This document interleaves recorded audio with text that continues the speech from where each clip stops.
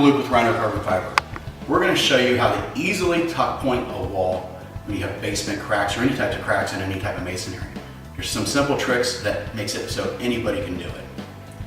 First of all, when you're installing carbon fiber, you want to make sure that you do not have any type of caulking in the mortar joints.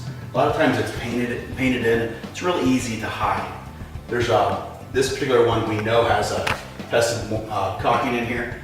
And what it does is, we put the carbon fiber on here, the wall's never come any further this way. But it could suck back depending on the moisture content on the exterior of the wall. So it gives it a pivot point. And you'll get a call from the homeowner or customer saying that, well, I've got a bubble in the carbon fiber and they think something's wrong with it. There's nothing wrong with it. When it reloads outside, it'll just come right back to where it was, but it'll never move any farther than that. But if we get all the caulking out of there and we put something like mortar or epoxy in there, you'll never have that problem. So in this particular case, what we're going to do is just go ahead and take out the mortar joint. We're going to put it back in here, and you'll see that anybody can do it and make it look professional. So the first thing we want to do is locate where the caulking is. And I know I have some caulking right here. It doesn't take much, it's just a little bit. That's enough to cause a little bit of problem with your install.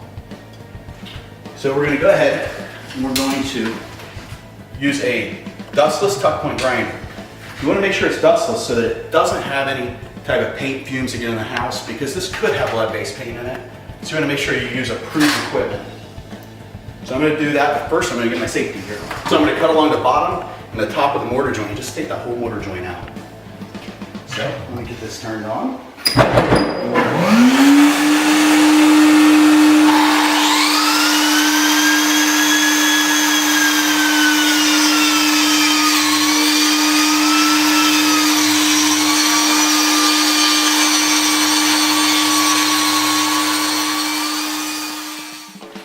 So here you can see we've cleaned out our crack, or our mortar joint.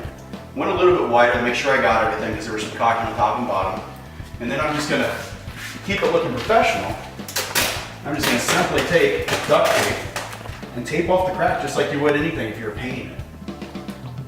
What it does is it gives me the ability to keep it nice and clean.